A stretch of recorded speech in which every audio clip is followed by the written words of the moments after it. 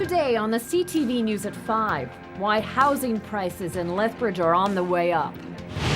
Plus, the city has its first declared candidate running for city council. And the ultimate chess set for chess fanatics.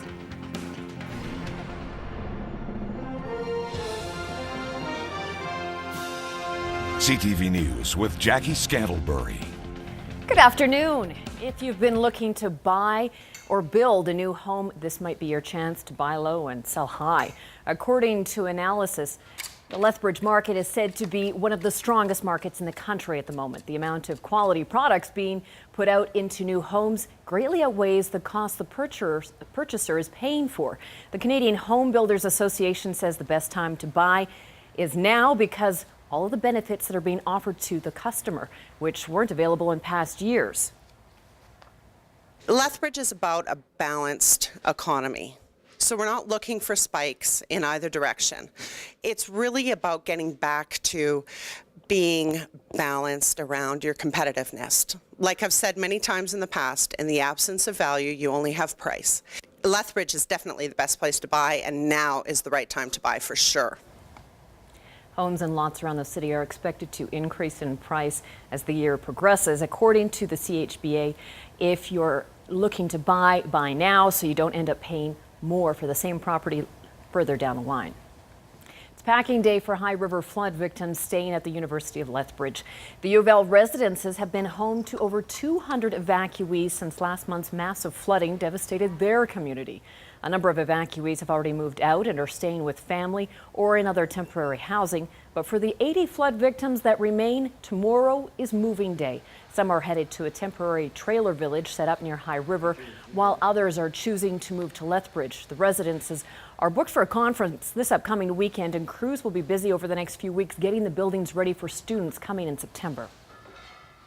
Speaking of the U of L residences, crews are putting the finishing touches on the newest facility. The Mount Blackiston complex will house 250 students, pushing the total number of residence beds at the university to 955. Staff are in the process of furnishing the new development. It's named after Mount Blackiston, the highest peak in Waterton National Park. The peak is actually named after Thomas Blackiston, who traveled and mapped out what is now southern Alberta. The new facility is already fully booked just in time for the upcoming school year. While the students are away, the university is working to make their post-secondary experience a bit easier. Many student services have been in place for years, spread around the campus in small offices, but the university is now combining these services into one easy-to-locate student service center. Keaton Gerberbach reports. These blueprints outline what the new Student Success Center will look like once the construction phase is finished. The University of Lethbridge is making use of existing space to expand their Student Service Center. This area will soon house tutoring, counseling, and outreach programs. The university says this area will bring programs together in one central space, which will give students one area to visit for many different services. Our job is more to promote the services that already exist and to help fill in some of the service gaps and extend our services to the Calgary and Edmonton campuses. Outreach coordinators say this area will give students the chance to accustom themselves with their post-secondary life.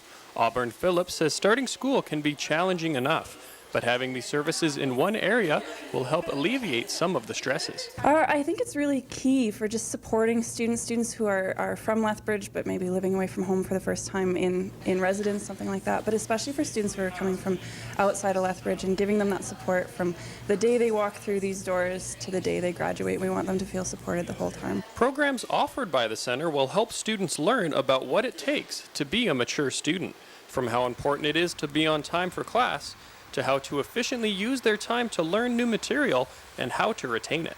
Our learning strategist will offer programming related to how to be a successful student, coming into the classroom to speak to specific groups in specific disciplines, but also on a broader level offering study skill support. Before this renovation, many services were strewn across the campus in hard-to-find places. The university hopes that having these centers located in one easy-to-access area will help alleviate a few of the stresses that students face during their time here. Keaton Gerberbach, CTV News, Lethbridge. The center will be open just in time for the winter semester to help students get accustomed to their new surroundings and help them hit the ground running.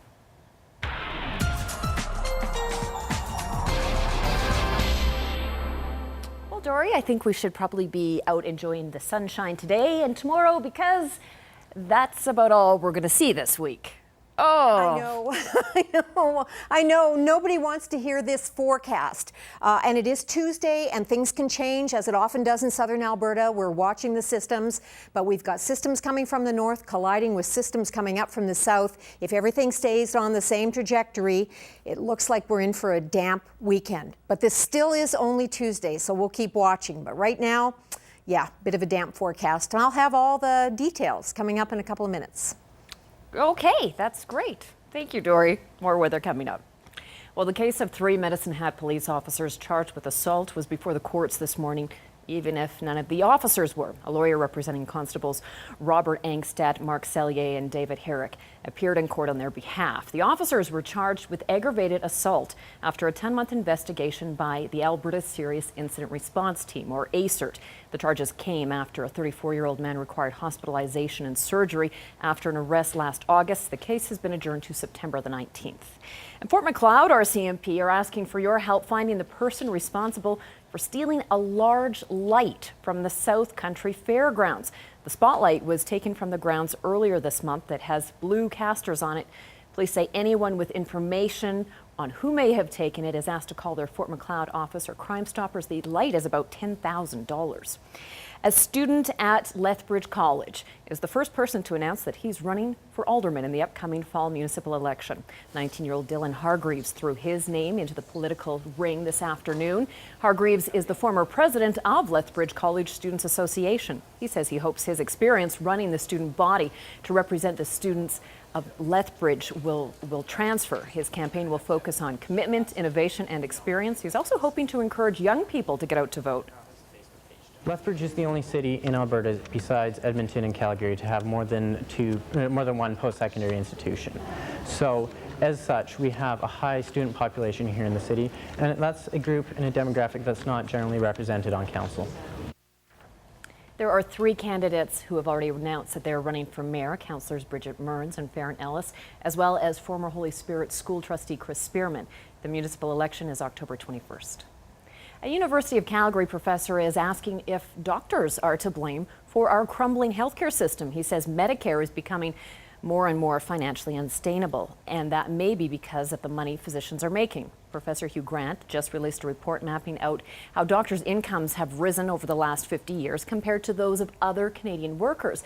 As of 2010, the average family physician in Alberta was making about $300,000 a year, with medical specialists making $370, surgical specialists bring in around $520,000 a year. Grant says options being used in other provinces may be more cost-effective. As Quebec has gone more heavily into salaried, community-based healthcare,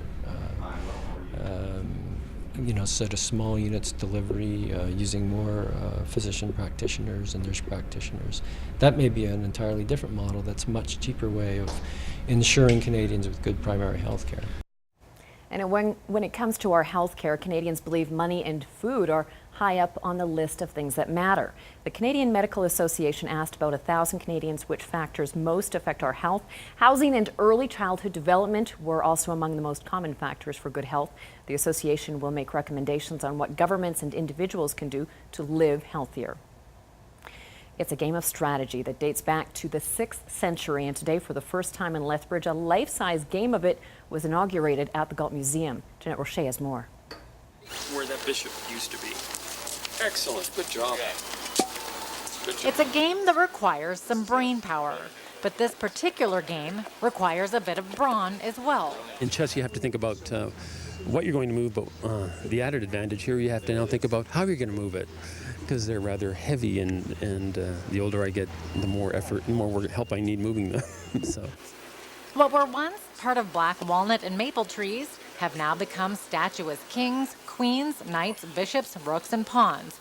The largest pieces weighing in at a whopping 25 pounds. These are amazing pieces, just as you know, the fine workmanship, the quality wood, like 500, 600 hours in the making. Knights themselves, the horse head was carved just freehand. All the other pieces in the base of the knights were turned on a lathe. This is Vern Miller. He spent about 100 hours hand carving all 4 knights. Have you ever done chess pieces before? No, and I've never done carving before. So we did. I did a small prototype, about 8 inches high, and it sort of looked like a horse. So we decided to proceed. The life-sized grid and its supersized chess pieces are the first of its kind in Lethbridge. With a view of the coulees, they sit in a garden behind the Galt Museum, where the inaugural game was played, along with its first checkmate. It was a huge project, but the pieces are beautiful. So we're excited. I know some of the chess clubs are excited that it's going to be here. Certainly we've had a lot of children looking at the pieces. These kind of big chess pieces really create interest. It's noticeable, it's very public, and it's an excellent opportunity. Jeanette Roche, CTV News, Lethbridge. The life-size chess game is available to the public Thursday evenings and Sunday afternoons only. You can call the Galt Museum to reserve your playtime. In this week's Farm TV, we give you a look at the workings of agriculture in Inner Mongolia. In July 2013, we were invited to Inner Mongolia in the People's Republic of China by the Inner Mongolian Agriculture University. The university is located in Hohhot, the capital of Inner Mongolia, where we spoke with Professor Gadong Han, Dean of Rangeland Ecology and Management, about the university. The university established in 1952. There are 35,000 students. While we were there, we spent time out on the Mongolian steppe, where we joined 120 students for a day on their field trip. The university has 17 colleges and offers many programs in Chinese and the Mongolian language. The university also has a history of collaboration. Much of their international collaboration includes Lethbridge. Our Lethbridge, I think that many students or the staff went to Lethbridge. During the 5 years, around 30 faculty students working in Lethbridge. We enjoyed our visit to Inner Mongolia and look forward to working with the Inner Mongolia Agriculture University in the future. Farm TV is brought to you by DA Building Systems. On the financial markets, a down day both sides of the border. Coming up, we've got a breakthrough in Down syndrome research to tell you about.